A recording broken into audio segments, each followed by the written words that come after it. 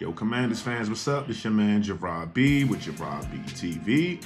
Here to hit y'all with another one. Day 9 of training camp recap. We're going to talk about some depth and development, a few rookies still in the spotlight. We're going to use some sources from Commanders' official notebook, as well as some fresh reporting from my man Josh from A to Z Sports. We're here to break it all down. Let's get it, man, before the team hit a little light travel day tomorrow. So hit that like button, hit that subscribe button. Let's get right to it, baby. Let's get right to it. We already know our man Terry McLaurin still absent, right? Obviously, that's going to be something that, has a trickle-down effect on the roster. So with Kliff Kingsbury today, he definitely spoke out about that. He mentioned he didn't just slide in replacements. He's reshuffling the entire formation, right? Receivers rotated through perimeter as well as the slot. Motion plays, all to see who could handle the pressure of stepping up into a bigger role. Think about that for a second. With Terry gone, with Terry absent, if you will, you got New England coming to camp. You know what I'm saying? You got to make sure that these guys are ready to perform and give JD a good look, right? That's really what all this really matters about. It's about JD's development, right? So this wasn't about preparing backups, man. It's about stress testing the system, okay? With McLaurin being absent. And that meant every wideout, all of them, right? 1 through 11. 1 through 12, or 2 through 12, if you will, because one ain't hit. You know what I mean? Got to prove that they can adapt, adjust, as well as produce on the fly. Very much important. You know what I'm saying? Speaking about producing, that boy Deebo Samuel, he been producing, right? With Terry out, he continues to dominate first-team reps, obviously. He ain't just a gadget guy, right? He actually doing damage with traditional wide receiver routes. And I told you guys yesterday, that boy coming different. He is coming different. Route running sharp. Was working with the route god over the summer. You seen the clips. Look, hands are dependable. We know he had a little stubby, but he good. He good, man. Ain't nothing to worry about. Ain't nothing to make nothing about, right? And the chemistry with JD is becoming real, man, right? We already talked about how JD likes the fact that he can track the ball the way he do, and it was surprising to him. So that means Jaden Daniels is going to start taking more and more chances and to see what not Deebo can do. We're going to find out as well, and we looking forward to it, man, because at one point, he drew some of the biggest crowd noise today at camp from some of the reports, catching the deep ball, had the corner on skates and whatnot. Kliff Kingsbury said he's clearly building the offense to get Deebo involved early and often. And right now, it looked like that's going to be the case, right? And that's something we should be excited about. A versatile Deebo, but also a Deebo that can beat you traditionally. That's dangerous, man. That's dangerous. That's like 1,200 yard receiver Deebo. We ain't seen that, right? Our wide receiver 2 doing that, that's impressive. But hold on now, let's talk about Jaylin Lane. Because that boy becoming a star right before our very eyes, man. Listen, he's talking about turning heads, man. Turning heads daily. Stacking plays and days, right? Soft-spoken off the field, but when he get on it, he a dog, baby. He a dog. During team drills, caught would have been a clear touchdown, right? And he keeps showing his separation ability downfield, getting behind DBs and things like that. Already, he's locked in as the punt return starter. We'll see a little bit of that in the preseason, so we might see a little bit of excitement there. But listen, he's already proven that he can be an X factor on the field in practice. Let's just see if this resonates once we start having some more live action, especially when we get to these joint practices, because them boys going to be trying to take his head off. Can't wait. Because the coaches, they trust him. They are trusting him more. JD and them, they looking for him, right? That connection is growing. And when the QB1 is looking for you, when you on the field together, that's good for your pockets, man. That's good for your pockets. If you keep it up, he might not be just a depth piece. He actually might be in that rotation. I'm talking about wide receiver 3, right? Wide receiver 3. Listen, so then we talk about the rest of these wide receivers on the roster because, it's a heavy emphasis right now with our leader gone, right? Luke McCaffrey. He's starting to gain some trust with the coaching staff, right? They talking about plugging him in different formations, and he's handling the playbook well. Kliff made mention that he looks night and day from how he looked last year. They have, like I said, they're playing him outside and inside. So, we'll see. A lot of reports have been back and forth on Luke, but we'll see. I'm interested to see a Luke McCaffrey that actually produces on the field, right? If we can get that, man, that's golden, right? KJ Osborne, surprised. We mentioned him. Steady as they come. Clean routes, reliable hands, playing across multiple spots. You notice a trend? People are playing across multiple spots. They got to know the playbook well. Into Ja'Cory Brooks. They just brought in this year as a UDFA. We already talked about him on the channel and ad nauseum, right? We love these camp stories because get us going, baby. All the potential, the potentiality, if you will. It's about stacking consistent reps for Ja'Cory, right? He got to show that consistency. He going through what Luke went through last year, not being consistent with the hands, consistent with the route running and things of that nature, or just being on key. But he's getting better, and he's a camp riser right now. He got size and flashes the vertical ability that we do not have on this roster currently as a part of the 53. So he's definitely showing ability. Michael Strachan and Gallup, they in the mix as well, but I feel like Michael Gallup more of a cut guy. Michael Strachan, he's fighting for a practice squad role unless he can show out on special team and produce on the field as well when he get his reps on offense. So we definitely looking forward to seeing that because Strachan is a big boy, contested catch god, right? It's hard to get up on him, right? But you got to get on the field, and if you don't play special teams to that degree, you got to be a touchdown magnet when you're on the field, right? You got to be able to do something or bring something to the team that we don't already have. He does have size, but you got to have availability as well. But this is the point in the camp where bubble players start to separate themselves, and you can feel it. You can feel the tension right before the travel day. Can't wait, man. Can't wait. Get a nice little rest day tomorrow, and then they right off into the races on Wednesday, man. It's gonna be a busy day on Wednesday. Listen, but according to Josh over at A to Z Sports, like I said about the rest day, they also have like a rotation day for a lot of the several top players is what I'm saying. So first round tackle Brandon Coleman, tight end Zach Ertz, Eckler, cornerback Marshawn Lattimore, all either rested or just had completely reduced workloads. Like nothing serious, just part of a team's load management plan right before travel day. They trying to mimic kind of what it will look like for them going into regular season games, if you will. But the message, let the vets recover and let the depth players show what they got, right? That's how you build quality snaps for players that's not getting that high snap count when you got those starters in. And that's how you develop the bottom of the roster up. So more rookie praise coming, right? So listen, Mikey Sainristil and Ja'Cory Bill. That's what we call them, baby. Merritt.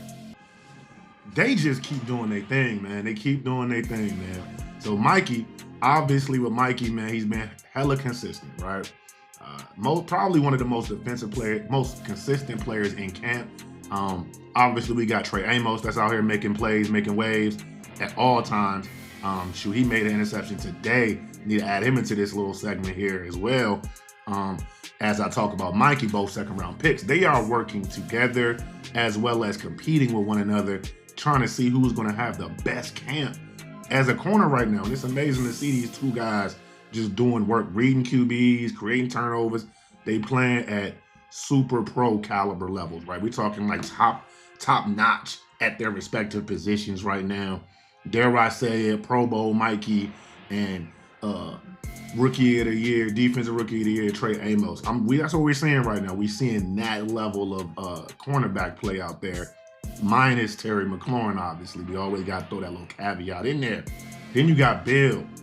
Bill just continues to snap off these great runs that the team loves to clip, man, and it's amazing for us to see, mainly because we haven't seen that in a running back in a while. Right, we want Brian Robinson to do certain things, and he's been having a good camp as well. But Ja'Cory, he just brings something different. Bill brings something different to the table, right? Some of that suddenness, some of that burst, that high step, the ability, that one cut jump, man, that jump cut crazy. Like he jump cut multiple times on plays and things like that. Camp buzz is crazy for Bill. So.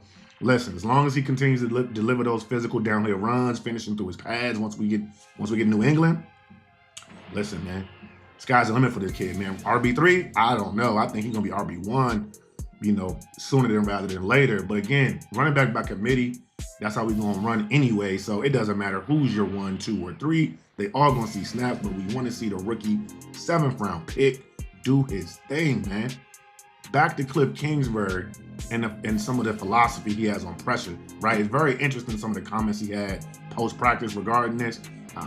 He made one thing clear. He's not afraid to put stress on the unit, whether that's shifting roles mid-drive, which is very interesting, adding complexity to route trees, or rotating quarterbacks and receivers constantly, right? He wants to see people thrive under chaos. So that's crazy to think about, because you could be driving down the field and then all of a sudden you swap out the quarterback, and now you got a totally different arm.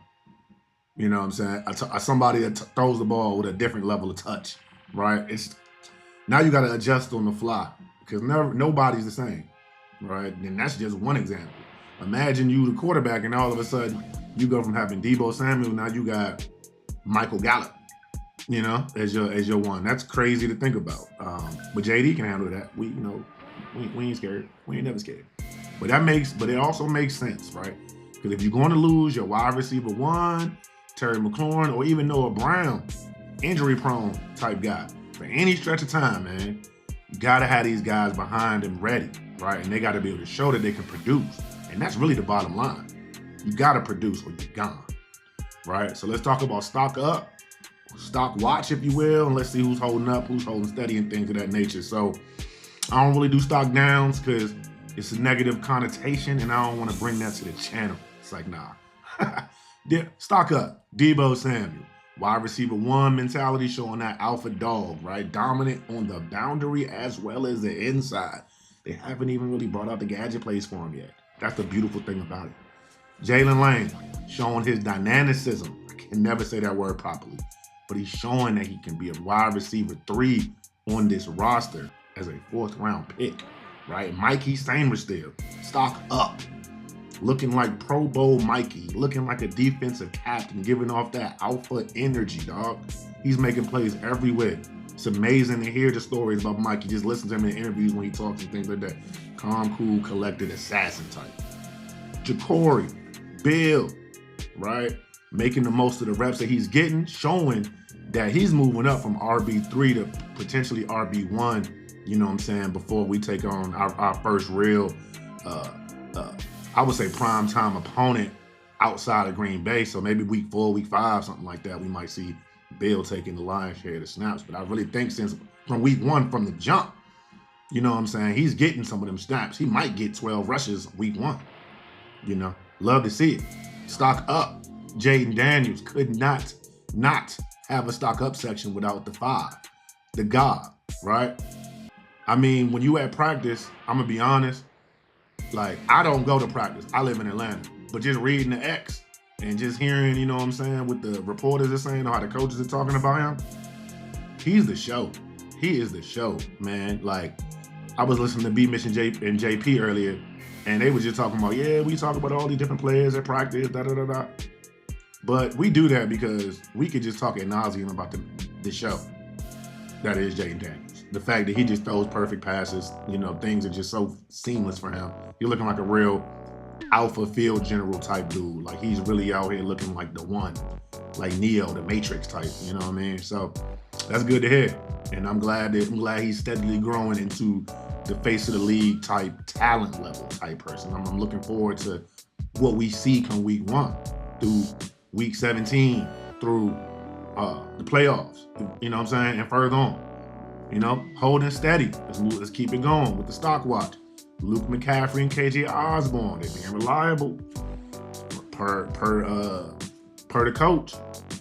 You got position flex, you know what I'm saying, and things of that nature. They love to be how he's got to be played boundary as well as slot, and just run different kind of routes and things of that nature. Being able to block and for the running game and stuff like that. So that's all very important, as well as playing special teams, right? Jacory Brooks, flash the potential. He's still developing rhythm and getting that consistency down with some of that with the playbook and just the cadence and how things are ran over here. So again, he's looking like the last wide receiver that could be on the roster, or he's looking like a practice squad guy. Michael Gallup and Michael Strachan, reps. They getting reps. They showing, but the pressure's on for them. Chris Moore is putting the pressure on them boys for real, because he's actually the one that's holding steadier than both of them, if you will. He's just a little older, if you will. But he's showing out. He's making plays, stacking plays. I'll be remiss to say, my bad. Stock up, Trey Amos. I got to add him back into there. I almost forgot. Yeah, that boy Trey, every day stack plays. Stack days, stack plays. That boy like Lay's potato chips. He's doing his thing, man. But listen, that was my full day 9 recap from training camp. A lot of wide receiver battle talk. Again, I told you that's going to be a main focal point because we need the weapons for JD to be sound. We talked about some standout rookies and veterans getting a breather for camp prior to their first travel day. Let me know in the comments who's your wide receiver 3. Are you sold on Jaylin Lane at this point? And this build, getting that RB1 job? Let me know in the comment section. Make sure you subscribe to Gerard BTV. We're Burgundy and Gold. We never fold, baby. We out.